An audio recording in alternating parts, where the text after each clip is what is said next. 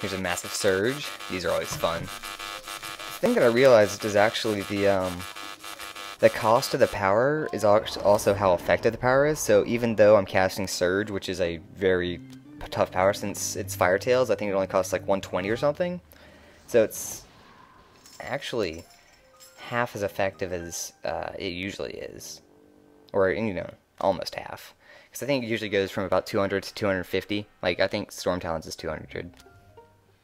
But it's still good for a laugh. Or just a demented little hee hee hee, I'm electrocuting about 17 people.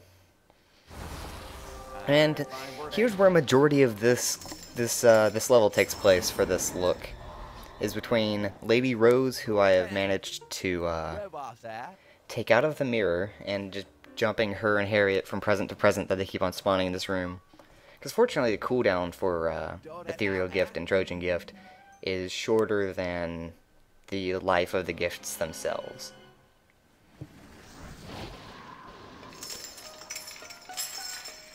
But impressions from the game. I definitely love this game's concept, but it's one of those things where it's great concept, but there are a lot of problems with execution. But at the same time, some of the decisions that lead up to these problems with execution are kind of necessary, because otherwise it makes the game too easy. You know, like the whole idea about not being able to directly control the mortals. Like, even when you can drag them to certain places using ghostly powers, they're not automatically inclined to do what you want them to do. Which is, you know, a good idea, because it makes the game challenging, but then you have moments like this entire level, where you've got Orderly Luther standing in there, but, you know, it's either that the game doesn't know that it's trying to get presents upstairs, or it knows that you are and it's not going to do it, or the AI just never thinks to do it, because that AI personality doesn't pick up presents. Something like that, but the AI, you know. And I love these kind of games. Like, my number one game is a PC Mac game known as Majesty, which operates in a semi-similar fashion, where you pretty much rule the kingdom and you do all the economic stuff, like you build buildings, and you hire heroes and you conduct research, but that's pretty much it. And then you also like can cast spells, but that costs money per cast, and I don't really tend to do that except for nailing bosses. But you don't control a single unit directly. Like, to control your heroes, if you really want to control them, which I rarely did, you could put up reward flags, you know, like wanted posters for certain monsters, commissions for heroes to go out and explore to certain places, and they'll get a certain amount of money when they get to whatever point. Stuff like that, which I don't know. There's something about that I really love, but the most important thing for those games is the AI. Because if the AI is not smart, the game's not fun. And Majesty's AI it's very passable. AI in this game, not so much. I mean, it's not poor. There's nothing really like bad about it. It's just not up to par with a game that gives you so little direct control over stuff that's necessary for the objectives, which can lead to, you know, like, this level, they expect you to beat it within 30 minutes. Like, that's the bottom line target time. But just because I can't control these mortals, you know, that knocks it up to over an hour. And that kind of happens for most of these levels.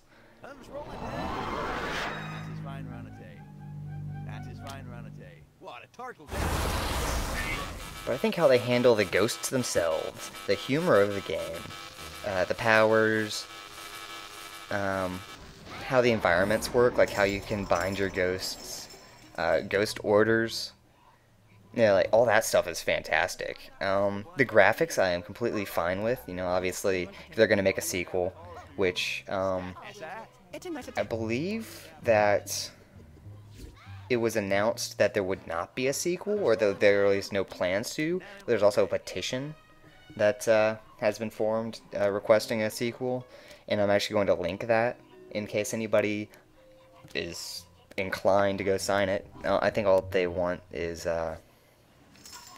just like your email address so that you can't sign it multiple times, and that's it.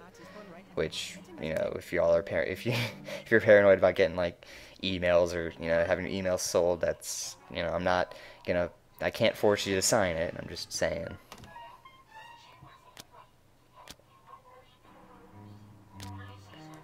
A very interesting thing actually happened very recently, which, as soon as I say very recently now, and it's not going to be very recently any point after now.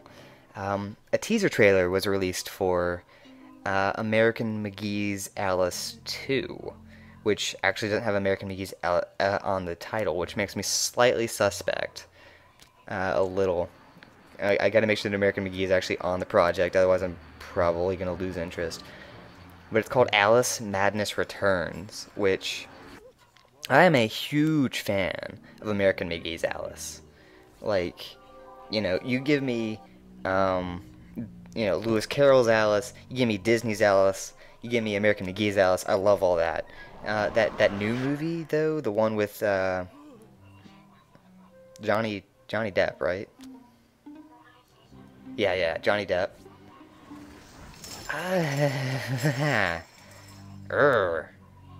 No. No. Just no. I wouldn't poke that with a 10-foot pole. I love Johnny Depp, don't get me wrong.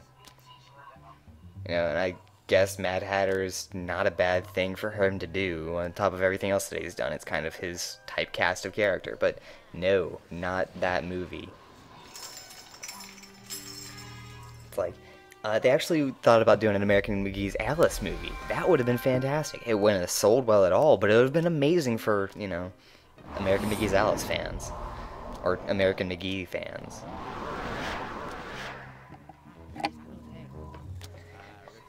But,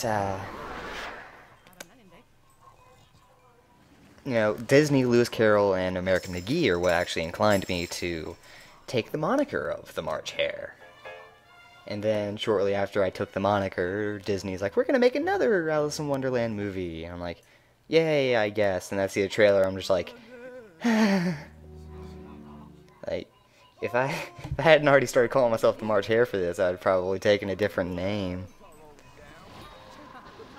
But I'm sticking with it. I'm proud to have the title that I self-appointed. I think it fits. I'll try to make it fit. If it really doesn't fit, then I'll just go with something else.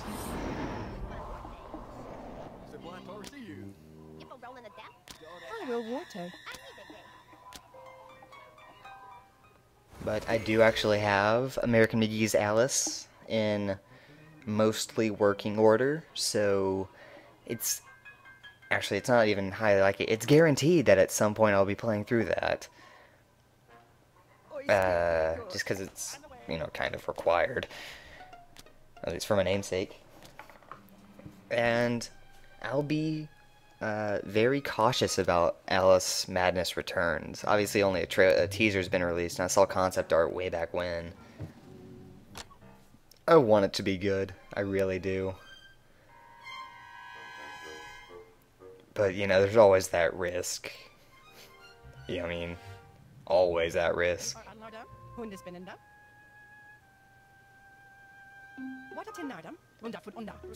Like, Servbot's really excited about Mega Man Universe, which was recently announced. I hope for him that's good.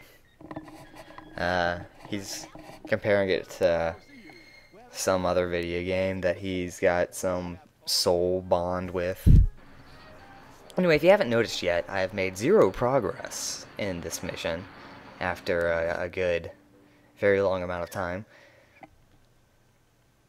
It's very grinding on me too. I'm sorry. I think I start reading the insane people's bios here. Maybe later. I think I'm just going through their names right now. Bruce Elm is the name of the last guy. Yeah, there it is.